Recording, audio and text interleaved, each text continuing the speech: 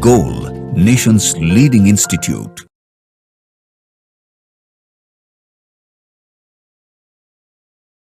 Hello students, myself Deepak Deep and I am going to discuss physical chemistry part of AIT's flashback 5th which was held on 12th January 2025.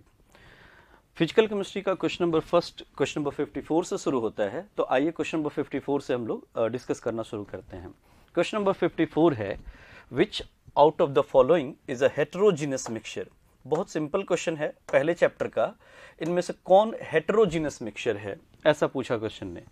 Air, आप बहुत अच्छे से जानते हैं कि air एक homogeneous mixture है। Solution of salt in water homogeneous mixture है। Solution of sugar in water homogeneous mixture. एक ही एग्जांपल समझ में आता है स्मोक, जो हेटेरोजीनस है, सॉलिड इन गैस का एग्जांपल। तो आंसर किया जाए फोर्थ। फर्स्ट क्वेश्चन बहुत सिंपल है। नेक्स्ट क्वेश्चन में मूव करते हैं। क्वेश्चन नंबर 54 के बाद क्वेश्चन नंबर 58 देखें आप बोर्ड पे। 58 है water and H2O2 follow law of multiple proportion. सही बात, वाटर और H2O2 में law of multiple proportion valid है, क्योंकि दो एलिमेंट है, दो कंपाउंड है, ऑक्सीजन का प्रोपोर्शन डिफरेंट है। तो पहला तो सही निकला। Law of multiple proportions holds good when compounds are obtained by using different isotopes of the same element. ये गलत स्टेटमेंट है, ये सेम आइसोटोप्स के लिए वैलिड है। आइसोटोप्स अगर बदल गए तो law of multiple proportion valid नहीं रह पाता, यही तो उसकी लिमिटेशन है। तो पहला सही और दूसरा हो गया गलत। तो answer is assertion true and reason is false. Third answer हमें 58 का करना चाहिए। 58 भी पहले चैप्टर का बहुत सिंपल क्वेश्चन है। नेक्स्ट क्वेश्चन आप देखिए बोर्ड पे। क्वेश्चन नंबर 62 है आपका next question. Which of the following statement about a compound is incorrect? Compound के लिए इनमें से क्या गलत है, ये ढूंढना है। पहला, a molecule of a compound has atoms of same elements only। यही गलत हो गया। अगर आप कंपाउंड बोल रहे हैं तो कंपाउंड तो डिफरेंट एलिमेंट्स का भी हो सकता है। CO2 एक ऐसा कंपाउंड है जिसमें कार्बन के भी एटम है, ऑक्सीजन के भी एटम है। तो पहला ही आंसर मुझे लगता है कि इनकरेक्ट है। बाकी आप क्रॉस चेक कर लें। A compound cannot be separated into constituent element by physical method of। सही बात है, फिजिकल मेथड से हम सेपरेट नहीं कर पाएंगे। A compound doesn't retain the physical properties of its constituent elements। Very right।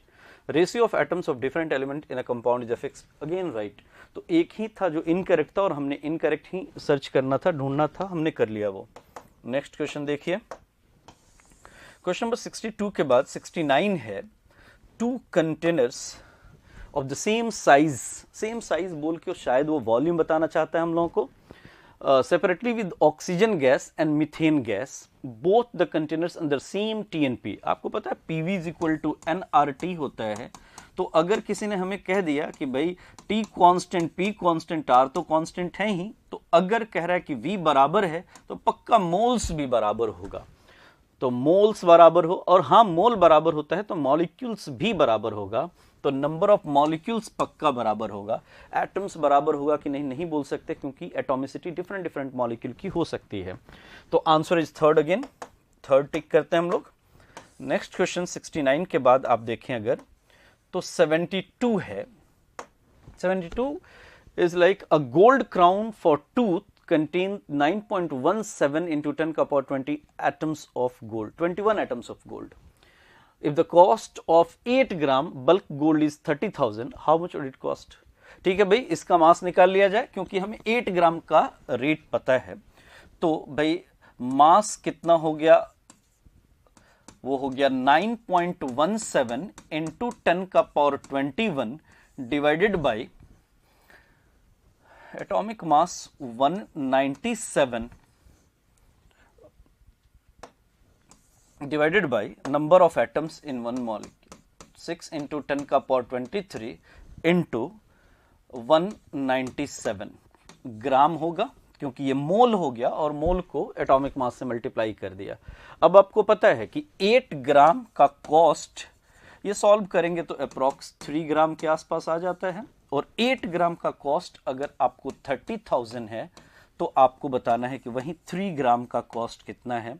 तो ये 30,000 और डिवाइडेड बाय हमारा 8 मल्टीप्लाइड बाय 3 हो जाएगा। तो सॉल्व करते हैं तो 11,250 रुपीज आ जाता है। तो ये सही आंसर हो जाएगा। तो बहुत बेसिक क्वेश्चन था, पहले एटम्स दिया था, एटम्स को मोल एटम्स में कन्वर्ट कर दिया, मोल में कन्वर्ट कर दिया, और आपको पता है कि मोल पता है तो मास तो निकाल ही सकते हैं। हाँ, एक चीज आपको पता होना था कि गोल्ड का एटॉमिक मास 197 ग्राम पर मोल होता है। तो ये सिंपल क्वेश्चन था मोल कॉन्सेप्ट का। नेक्स्ट क्वेश्चन देखिए, the figure shows the change in concentration of species A and B as a function of time, equilibrium constant Kc for the reaction। अब Kc निकालना है तो इक्विलिब्रियम की concentration चाहिए, और इक्विलिब्रियम बोले तो ये वाला मोमेंट, जब ये दोनों चीजें इक्वल होने लगती हैं तो इस मोमेंट को हम लोग क्या बोलते हैं, इक्विलिब्रियम। तो ठीक है जी, इक्विलिब्रियम पे B कितना था 0.4, और B का कोएफिशिएंट 2 है, तो Kc की वैल्यू हो गई 0.4 मल्टीप्लाइड बाई 0.4, और A की कॉन्सेंट्रेशन उस मोमेंट पे 0.1 है, तो डेसिमल डेसिमल अगर हटा दिया तो ये 1.6 हो जाना है। तो आंसर 1.6 आ गया। अब ये पूछ रहा है बस Kc कम है 1 से, ज्यादा है 1 से, टाइप की बात, तो समझ में आता है पहला आंसर Kc मोर देन 1 आ रहा है। तो बहुत सिंपल क्वेश्चन है इक्विलिब्रियम कांस्टेंट का। ग्राफ में इक्विलिब्रियम तब आता है जब आप ये समझते हैं कि अब फर्दर कंसंट्रेशन का बदलाव ना होता हो। नेक्स्ट क्वेश्चन देखते हैं हम। क्वेश्चन नंबर 75 के बाद 78, क्वेश्चन नंबर 78 है, assertion at STP volume of 1 mole helium gas is equal to volume of 1 mole CO2।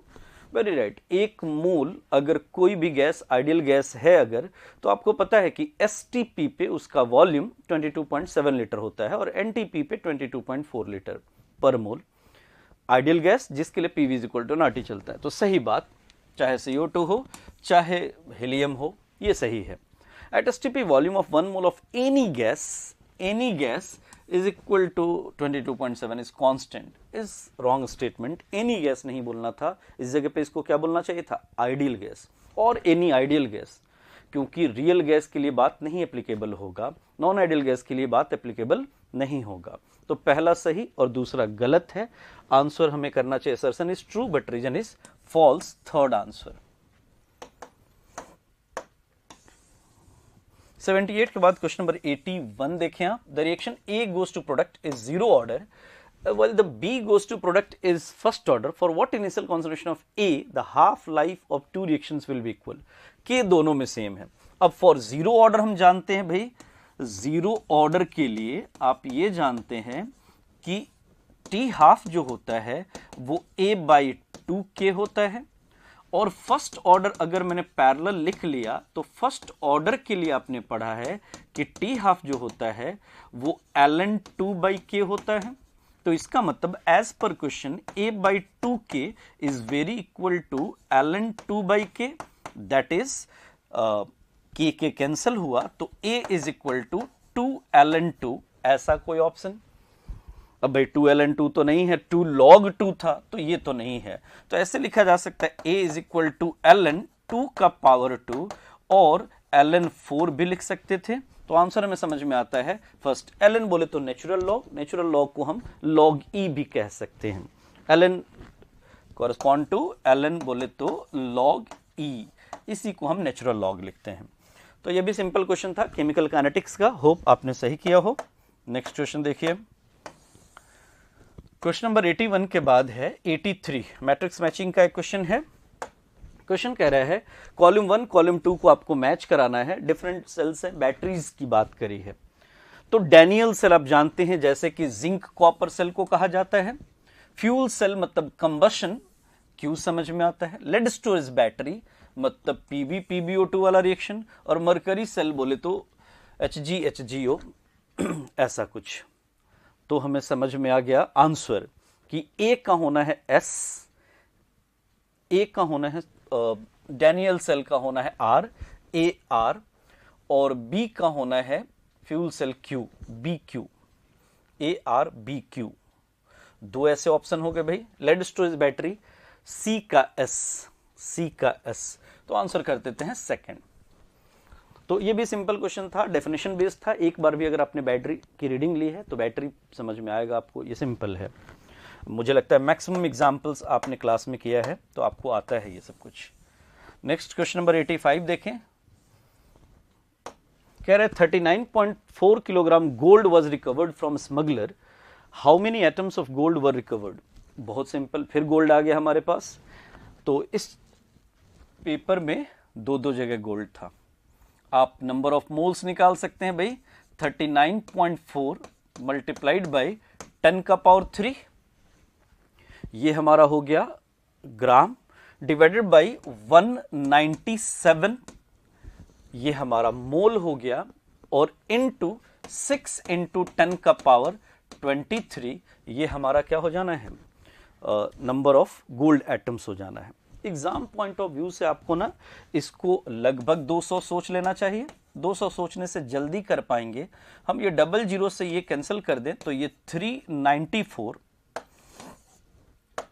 हम लिख सकते हैं। 394 ऊपर 10 मल्टीप्लाई कर दिया, और ये बाई 2 था।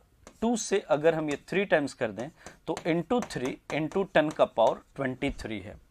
अगर हम 400 भी माने तो 400 का 3 गुना कितना होगा भाई, 400 का 3 गुना 1200 मल्टीप्लाइड बाई 10 का पावर 23। तो हमें समझ में आता है कि भाई आंसर हो जाएगा, डबल जीरो अगर इधर चला जाए तो आंसर 4th समझ में आता है, 10 का पावर 25। तो ये भी एक सिंपल क्वेश्चन था, आप कर सकते थे। थोड़ा बहुत अप्रॉक्सीमेशन जरूरी होता है करने का, तो मुझे लगता है ये भी आपसे हुआ होगा।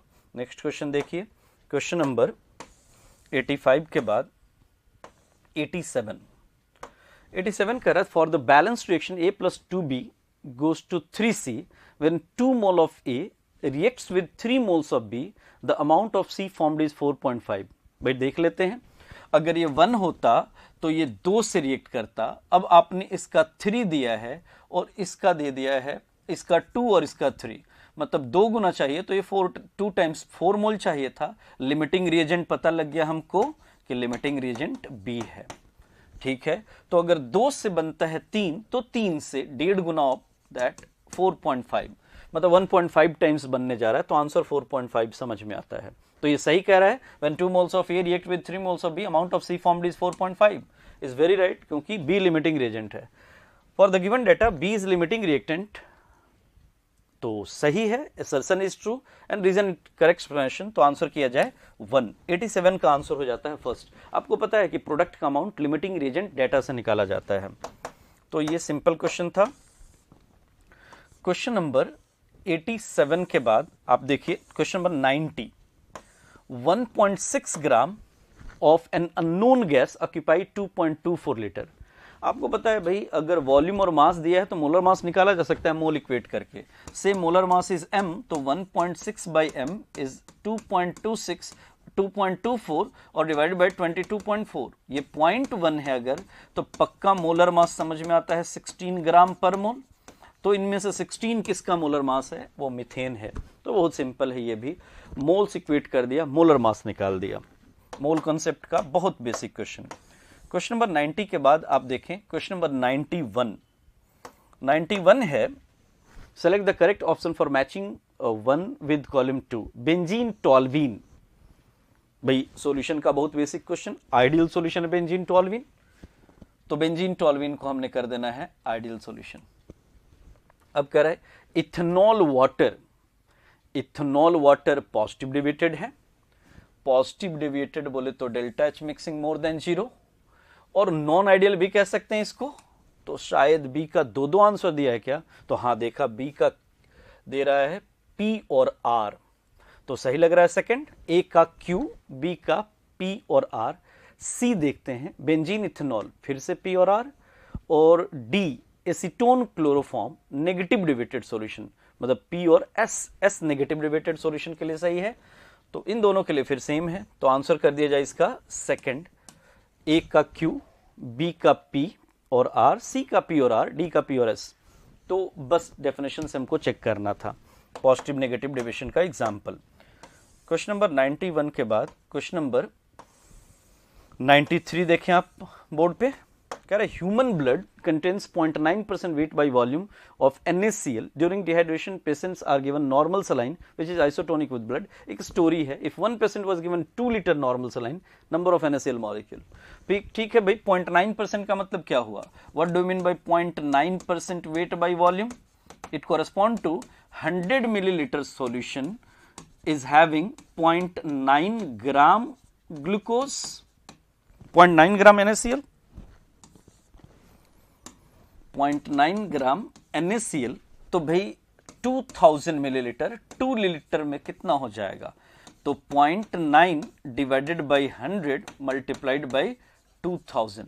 समझ में आता है? डबल जीरो कैंसिल हो जाएगा, तो 20 टाइम्स ऑफ 0.9 18 ग्राम हो जाएगा। तो अब आपको बताना है नंबर ऑफ मॉलिक्यूल्स, तो निकाल लेते हैं नंबर ऑफ मॉलिक्यूल्स। 18 ग्राम है भाई, 18 डिवाइडेड बाई 58.5 और मल्टीप्लाइड बाई 6 इंटू 10 का पावर 23। तो हमें समझ में आता है अगर इसको हम 60 मान भी ले तो ये 0.3 टाइम्स और ये 1.8 इंटू 10 का पावर 23 के आसपास, तो आंसर सेकंड समझ में आता है, आप कर पाएंगे। बहुत सिंपल क्वेश्चन था, हाँ, लेकिन दिया था डेटा 100 ml का और पूछ लिया था 2 लीटर का, बस इतना करना था। आइसोटोनिक सॉल्यूशन बोले तो सेम ऑस्मोटिक प्रेशर सॉल्यूशन में आप पढ़ते हैं। ये सिंपल क्वेश्चन है, चूंकि कॉन्सेंट्रेशन से लेना देना था, तो बाकी हमने बहुत दिमाग तो नहीं लगाया इसमें। क्वेश्चन नंबर 93 के बाद क्वेश्चन नंबर 96 देखें अगर आप, diagram given below represents boiling point composition diagram for solution of components A and B. बोले तो ये बॉइलिंग पॉइंट दिखा रहा है। बॉइलिंग पॉइंट डिप्रेस्ड कर्व है, मतलब ये मिनिमम बॉइलिंग टाइप की जियोट्रॉप की बात रही होगी। मिनिमम बॉइलिंग बोले तो पॉजिटिव डिवेटेड सॉल्यूशन, तो हमें आंसर करना चाहिए fourth positive deviated solution question number 96 का। तो ये था आपका फिजिकल केमिस्ट्री का पेपर। ओवरऑल बहुत सिंपल था। होप आपने सबने बहुत अच्छा किया हो हमेशा की तरह। Thank you so much.